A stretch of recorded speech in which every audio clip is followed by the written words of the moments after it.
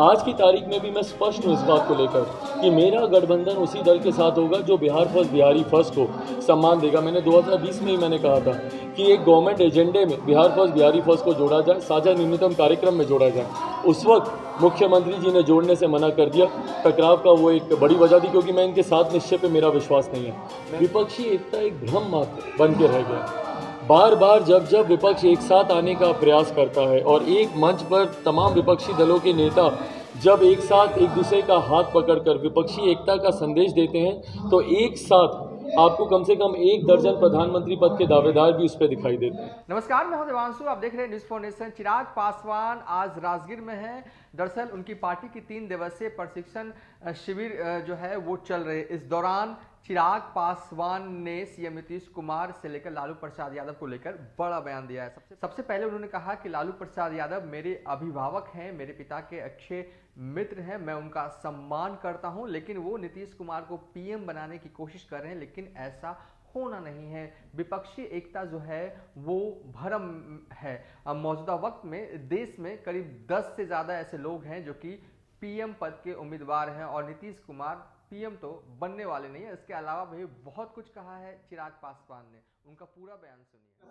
हाँ देखिए, वो व्यक्तिगत तौर पे तो मैं मेरे मुख्यमंत्री का भी सम्मान करता हूँ। अगर आप चाहेंगे सॉफ्ट कॉर्नर तो मेरे मुख्यमंत्री के लिए भी है, पर व्यक्तिगत तौर पर, राजनीतिक तौर पर मुझसे बड़ा उनका कोई विरोधी शायद ही होगा। तो लालू जी उम्र में मुझसे बहुत बड़े, मेरे पिता थे, करीबी मित्र रहे, पारिवारिक संबंध हम लोग के उनके परिवार के साथ रहे। इस नाते मेरा उनके प्रति, उनके परिवार के प्रति हमेशा से।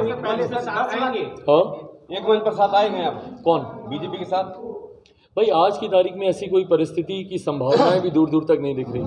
आप सब लोगों के माध्यम से मैं कई बार ये खबरें सुनता हूं कि भाई मंत्री बनने की बात, ये बनने की बात, वो बनने की बात। मैं आप लोग को ईमानदारी से बताता हूं और शायद आप लोग मुझसे सहमत होंगे, नहीं होंगे तो मुझे टोकिएगा बीच में। अगर मुझे मंत्री ही बनना होता या मंत्री बनने का ही लालसा होती तो मेरे लिए रास्ता तो 2020 में बहुत आसान था ना। अगर मैं मुख्यमंत्री जी के सामने नतमस्तक हो जाता, 15 सीटें वो मुझे दे रहे थे, अगर मैं उस पर मान जाता, 12-13 मेरे विधायक जीतते, 2-3 मंत्री बिहार में होते, केंद्र में मैं खुद मंत्री होता। ये संघर्ष का रास्ता मैंने खुद चुना है। क्यों? अपने बिहार फर्स्ट बिहारी फर्स्ट के लिए।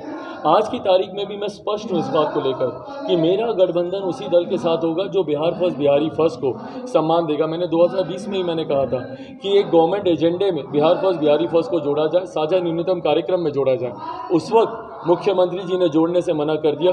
टकराव का वो एक बड़ी वजह थी क्योंकि मैं इनके साथ निश्चय पे मेरा विश्वास नहीं है।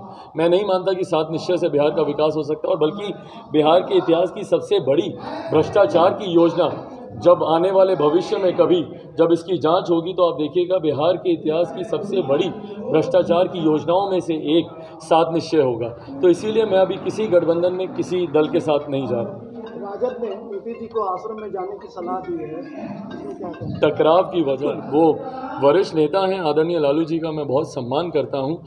वो ज़रूर अपनी तरफ से प्रयास कर रहे होंगे। ये प्रयास मेरे मुख्यमंत्री भी कर रहे हैं। दिल्ली दरबार के वो दर्शन करते हैं, बिहार में अपराधियों को गिरफ्तार करने की बजाय जाकर वो कोशिश करते हैं कि वो प्रधानमंत्री पद के वो दावेदार बन जाए। पर विपक्षी एकता हम सबका जो अनुभव रहा है, मैं अपना ही जिक्र नहीं कर रहा, आप सब लंबे समय से राजनीति को करीब से आप देखते आए हैं, हम सबका जो अनुभव रहा है, विपक्षी एकता एक भ्रम मात्र बन के रह गया।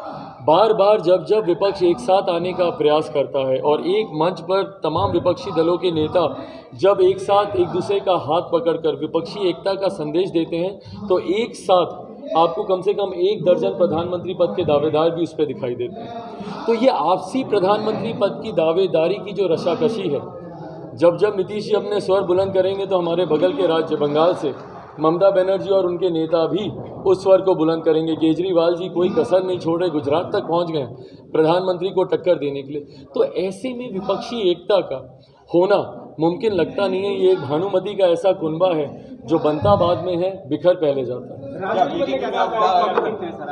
लिए कैसा सॉफ्ट कॉर्नर था कि कभी आश्रम जाएंगे और क्या करेंगे नहीं करेंगे, और राजद के वरिष्ठ नेता मुख्यमंत्री जी को इस बात का सुझाव दे रहे हैं। देखिए, आज जो सरकार बनी है ये महत्वाकांक्षाओं के लिए है।